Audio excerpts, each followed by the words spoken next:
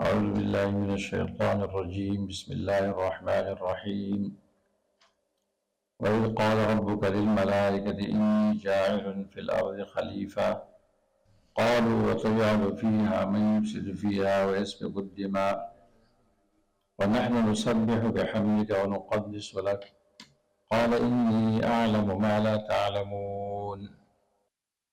سورۃ البقرہ کی 20 آیتوں میں 3 فرقوں کا بیان ہوا، متقین، کافر اور منافقین۔ اس کے بعد دعوی توحید، یا ایھا الناس اعبدوا ربکم۔ یہ اتنا بڑا اعلان ہے جس کی وجہ سے لوگ 3 فرقوں میں بڑھ گئے، ماننے والے متقین بنے اور بالکل انکار کرنے والے کافر بنے اور بیچ بیچ میں رہنے والے منافق بنے۔ منافقین کی 2 مثالیں بھی بیان کی گئی۔ پھر اس دعوی توحید پر 5 دلائل بیان کیے گئے اور دلائل پر تفریق کی گئی، فلا تجعلوا للہ اندادا، اور پھر تخویف اور بشارت بیان کی گئی، نہ ماننے والوں کے لیے تخویف، ماننے والوں کے لیے بشارت۔ اور پھر ایک شبہے کا جواب ہوا کہ قرآن اگر اللہ کی کتاب وحی ہے، اس میں خصیص چیزوں کا ذکر کیوں ہے؟ جواب ہو گیا، مثال و مثل لوگوں کی وضاحت کے لیے ہوتی ہے، اور جو ایمان والے ہوتے ہیں وہ اپنی فراست سے حق و باطل کو پہچان لیتے ہیں۔ فَأَمَّا الَّذِينَ آمَنُوا فَيَعْلَمُونَ أَنَّهُ الْحَقُّ مِنْ رَبِّهِمْ۔ ایمان والوں کو اللہ تعالیٰ ایسی فراست دیتے ہیں، حق پرست لوگوں کو، کہ وہ حق و باطل کو پہچان لیتے ہیں، اور جو کافر ہے تو وہ اعتراض کرتے ہیں۔ تو انسان پر ہونے والی 4 نعمتوں کا بیان شروع ہو گیا۔ تو پہلی نعمت تھی عدم سے وجود، کیف تکفرون باللہ وکنتم امواتا فاحیاکم، تم معدوم تھے، اللہ نے تمہیں وجود دیا عدم سے۔ دوسری نعمت تسخیر کائنات، پیدا کر کے اللہ نے پوری کائنات تمہارے مسخر کر دی۔ والذی خلق لکم ما فی الارض جمیعا۔ اب ایک تیسری نعمت بیان ہو رہی ہے 30 نمبر آیت سے، کہ اللہ تبارک و تعالیٰ نے تمہارے جد امجد آدم علیہ السلام کو فرشتوں کا مسجود بنایا اور اسماء کی تعلیم دی، ان کو اسماء کی تعلیم دی۔ وَإِذْ قَالَ رَبُّكَ لِلْمَلَائِكَةِ، یاد کرو جب کہا تیرے رب نے فرشتوں سے، اِنِّی جَاعِلٌ فِی الْأَرْضِ خلیفہ، بے شک میں زمین کے اندر بنانے والا ہوں خلیفہ۔ قالوا، فرشتوں نے کہا، اَتَجْعَلُ فِیہَا مَن یُفْسِدُ فِیہَا، کیا آپ پیدا کر دیں اس میں ان کو جو فساد کریں گے اس میں، وَيَسْفِكُ الدِّمَاءَ، اور خون بہائیں گے، وَنَحْنُ نُسَبِّحُ بِحَمْدِكَ وَنُقَدِّسُ لَكَ، اور ہم آپ کی تسبیح بیان کرتے ہیں آپ کے حمد اور عظمت کے ساتھ، اور وَنُقَدِّسُ لَكَ، اور آپ کی تقدیس کرتے ہیں، تعظیم کرتے ہیں، اپنے آپ کو پاک بناتے ہیں۔ قال انی اعلم ما لا تعلمون، تو اللہ نے فرمایا بے شک میں جانتا ہوں اس خلیفہ کے پیدا کرنے میں وہ حکمتیں لا تعلمون جو تم نہیں جانتے ہو، میں وہ جانتا ہوں جو تم نہیں جانتے ہو۔ یہاں سمجھنے کی پہلی بات یہ ہے کہ اللہ تعالیٰ نے اس سے پہلے آسمان اور زمین کی تخلیق کا ذکر کیا، لیکن اللہ تعالیٰ نے آسمان اور زمین کے پیدا کرنے کے لیے باقاعدہ اعلان نہیں کیا، فرشتوں سنو میں زمین بنانے والا ہوں، آسمان بنانے والا ہوں۔ لیکن جب انسان کے بنانے کا ارادہ کیا، آدم علیہ السلام بنانے کا ارادہ کیا، تو اللہ تعالیٰ نے اعلان کیا، انی جاعل فی الارض خلیفہ، باقاعدہ اعلان کیا۔ یہ آدم علیہ السلام کی تعظیم ہے، اور اس میں پوری انسانیت کی تعظیم آ رہی ہے کہ انسان اشرف المخلوقات ہے، جب اللہ تعالیٰ نے اس کے پیدائش کا ارادہ کیا تو باقاعدہ اعلان کیا. جیسے کمپنی ہوتی ہے نا، کوئی بہت بڑی چیز بناتی ہے تو وہ اعلان کرتی ہے، خاص چیز بناتی ہے تو اعلان کرتی ہے، چھوٹی موٹی چیزیں بناتی ہے تو اعلان نہیں کرتی. خلیفہ کس کو کہتے ہیں؟ خلیفہ کا کیا معنی ہے؟ خلیفہ کا معنی ہوتا ہے قائم مقام.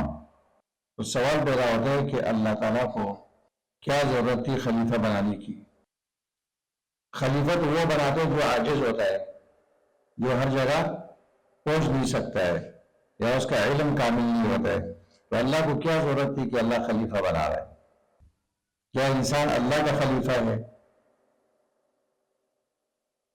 تو اس کے 3 جواب سمجھ لو. نمبر 1، انسان اللہ کا خلیفہ ہے. آدم علیہ السلام اللہ کا خلیفہ، خلیفۃ اللہ. لیکن خلیفہ کس معنی میں؟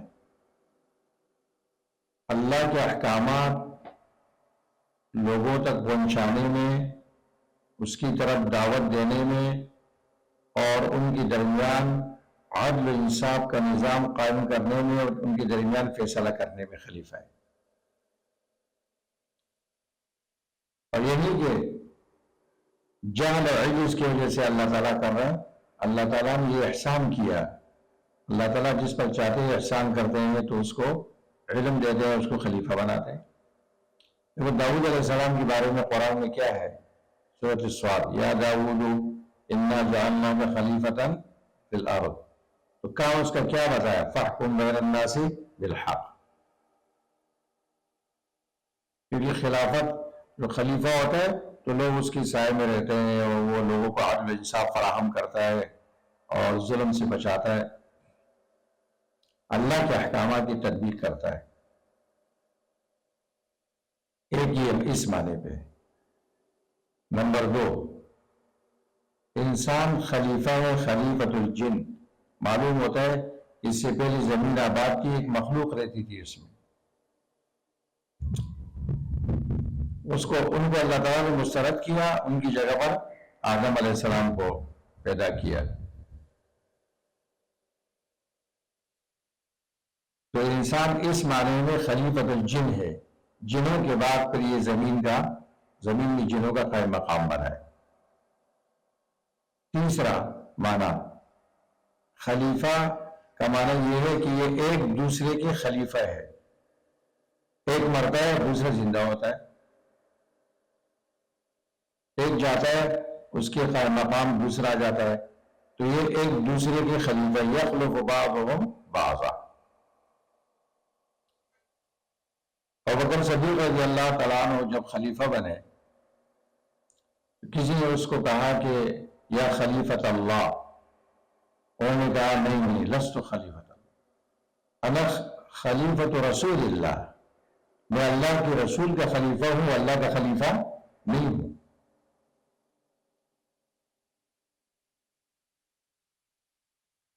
یہ خلیفہ کا معنی ہو گیا.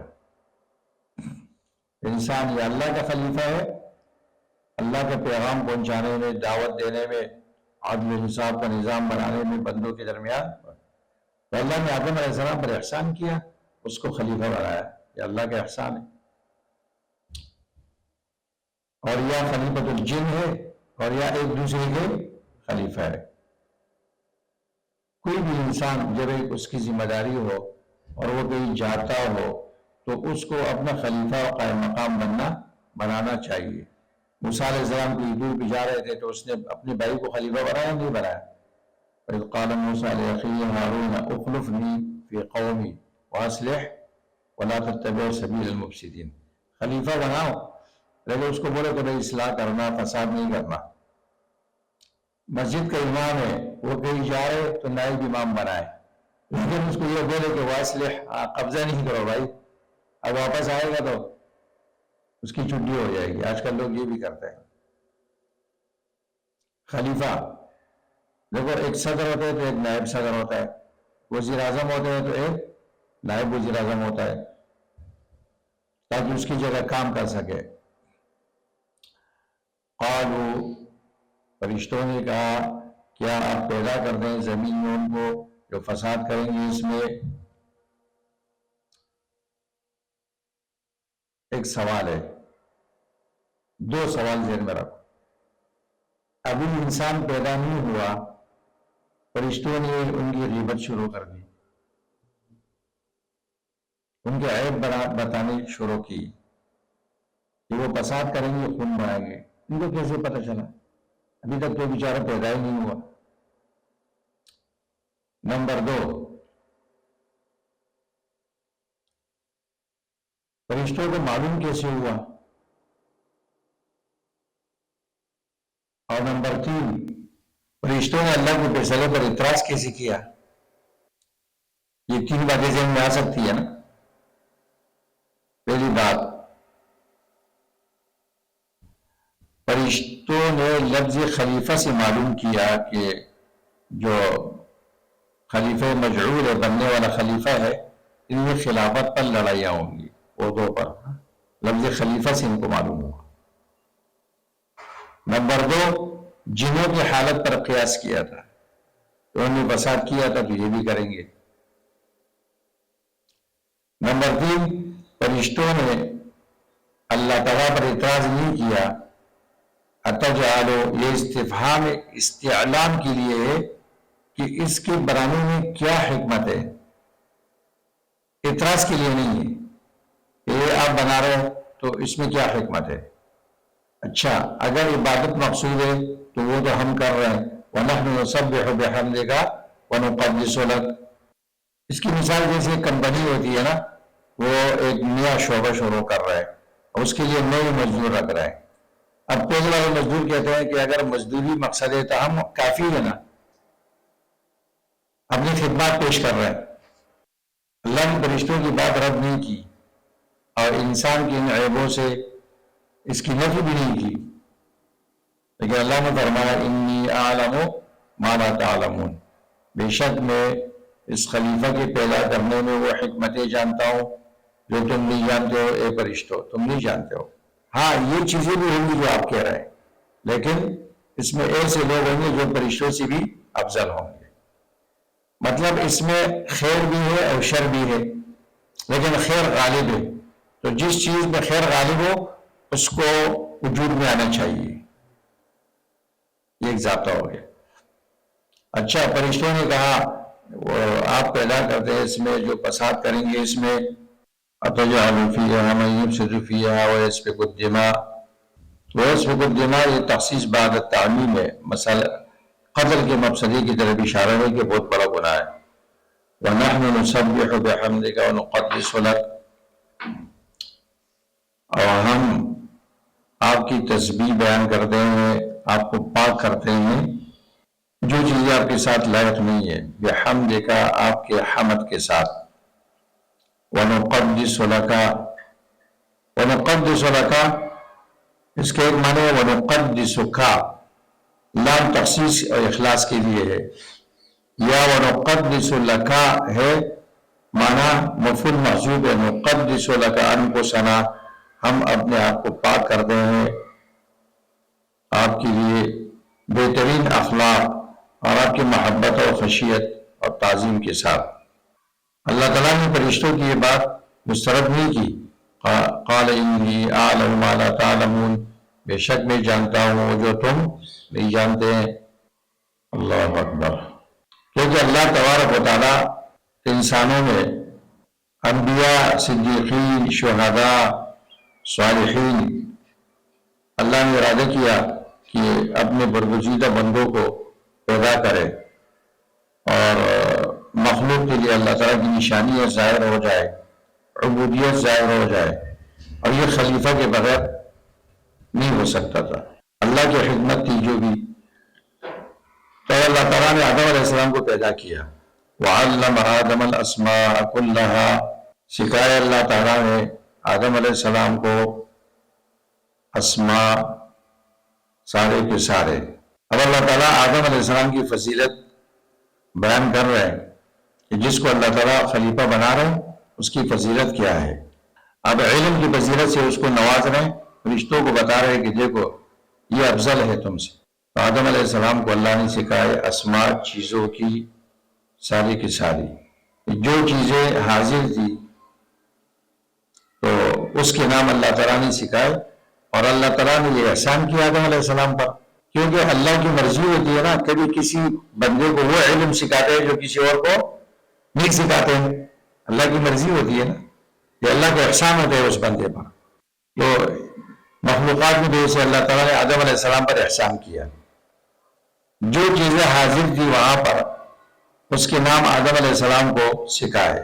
ثم عرضهم علی الملائکۃ الاسماء، الف لام استغراقی ہے، کل لحاظ سے اس کی تاکید، کل عرفی ہے، استغراقی نہیں ہے، جو چیزیں وہاں حاضر تھی، ایک کل کلی ہوتا ہے نا، جیسے ان اللہ علی کل شیء قدیر، اور ایک کل کیا ہوتا ہے عرفی، جیسے بلقیس کے بارے میں قرآن میں ہے نا، ملکہ سبا کے بارے میں، وہ دیت من کل شیء، اس کو ہر چیز دی گئی تھی، تو کیا سلیمان علیہ السلام کی نبوت تھی اس کے پاس؟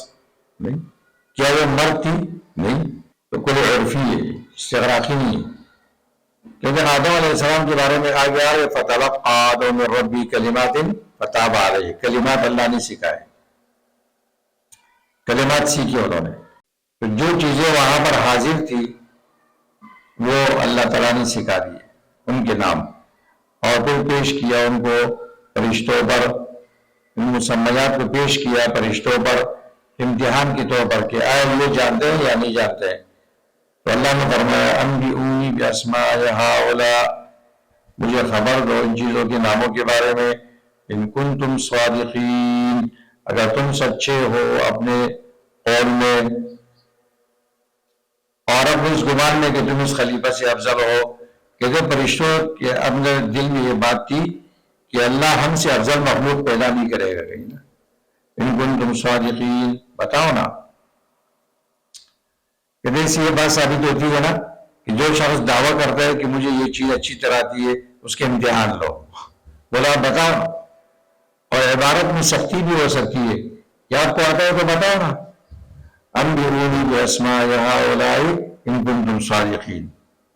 کبھی لوگ دعویٰ کرتے ہیں، جب اس سے امتحان لیا جاتا ہے لوگ کہتے ہیں یار آپ کیوں پوچھتے ہیں اس سے، بھائی اس نے دعوت دیا تو میں پوچھوں گا۔ یہ اندرونی سندھ میں ایک جگہ جانا ہوا تھا، تو ایک مدرسے میں گئے، ایک مولوی صاحب تھے بیٹھے ہوئے تھے، تو وہ اٹھا بھی نہیں، اس طرح تکبر سے ہم لوگوں کے ساتھ سلام کیا، ہم لوگ بیٹھ گئے، وہ شروع ہو گیا مجھے یہ آتا ہے مجھے وہ آتا ہے، مجھے شرجامی کا خلاصہ میں 10 منٹ پہ بیان کرتا ہوں۔ اچھا جب اس نے یہ کہا تو میں نے کاغذ قلم نکالا، میں نے کہا مجھے ایسے آدمی کی ضرورت تھی، ذرا حاصل محصول کا خلاصہ مجھے بتا دیجیے۔ یہ سنتے ہی اس نے کہا یہ میرے اوپر قرض ہے، یہ مجھے نہیں آتا ہے۔ تو ساتھیوں نے کہا آپ کیوں ایسا کر رہے ہیں، آپ نے آدمی کو رسوا کیا۔ میں نے کہا اس نے دعویٰ کیا، بس میں نے امتحان لیا، اور یہ بات قرآن سے ثابت ہے کہ جو بھی دعویٰ کرو تو آپ کیا کرو، اس سے امتحان لے لو۔ فرشتوں نے کہا کہ ہم افضل ہیں، تو اللہ نے فرمایا اگر تم سچے ہو اپنے اس قول میں، اپنے اس گمان میں کہ تم افضل ہو، تو بتاؤ نا ان کنتم صادقین، انبئونی باسماء ہؤلاء ان کنتم صادقین۔ قالوا سبحانک لا علم لنا الا ما علمتنا انک انت العلیم الحکیم۔ فرشتوں نے کہا یا اللہ تیری ذات پاک ہے اعتراض سے، کہ ہم سے آپ پر اعتراض ہو جائے، آپ کی ذات اس سے پاک ہے، اور یا ہم آپ کے حکم کی مخالفت کریں، آپ کی ذات اس سے پاک ہے۔ لا علم لنا الا ما علمتنا، نہیں ہے ہمارے پاس علم کسی بھی طریقے سے، بوجہ من الوجوہ، الا ما علمتنا، مگر وہ جو آپ نے سکھایا ہمیں، تو یہ آپ کا فضل و احسان ہے۔ انک انت علام الغیوب، بے شک صرف اور صرف آپ ہی علم و حکمت والے ہیں، تو آپ جو کچھ کرتے ہیں اس میں حکمت ہوتی ہے۔ تو فرشتوں نے اعتراف کیا اپنی لا علمی کا، اور اللہ تعالیٰ کا ادب کیا، اور یہ فرشتوں کا بہت بڑا قابل تقلید عمل ہے کہ جب آپ کو کوئی چیز نہیں آتی تو صاف کہہ دو کہ مجھے نہیں آتی، لا علم لنا۔ اس لیے اللہ کے رسول صلی اللہ علیہ وسلم سے پوچھا گیا کہ افضل البقاع کون ہے اور شر البلاد کون ہے؟ آپ نے کہا مجھے نہیں معلوم، میں جبریل سے پوچھوں گا۔ جبریل سے پوچھا، اس نے کہا میں اللہ سے پوچھوں گا. تو پھر وحی آئی کہ شر البلاد بازار ہے اور خیر البقاع مسجد ہے. اللہ کے رسول سے پوچھا گیا قیامت کب آئے گی؟ آپ نے کہا مل مسئول عنہا بعلم من السائل. امام مالک اور ہر امام وہ کہتے ہیں اپنے ساتھیوں کو، شاگردوں کو لا ادری سکھاؤ، جو نہیں آتا ہے اور مجھے نہیں آتا ہے اس کا دعویٰ نہیں کرو جو چیزیں نہیں آتی. اور یہ فرشتوں کا یہ عمل یہ قابل تقلید ہے. اللہ کے رسول کی تعلیمات صحابہ کرام کی، اور صحابہ کرام سے جب پوچھا جاتا تھا کوئی مسئلہ تو وہ ایک دوسرے کے حوالے کرتے تھے کہ اس کا بوجھ یہ دوسرا اٹھائے میں بچ جاؤں. تو کبھی وہ مسئلہ گھومتے واپس اس آدمی کے پاس آ جاتا تو کہتے اس سے پوچھو، وہ زیادہ جانتا ہے، اس سے پوچھو، اس سے پوچھو. اور ابھی لوگ کیا کہتے ہیں کہ کسی اور سے نہیں پوچھنا.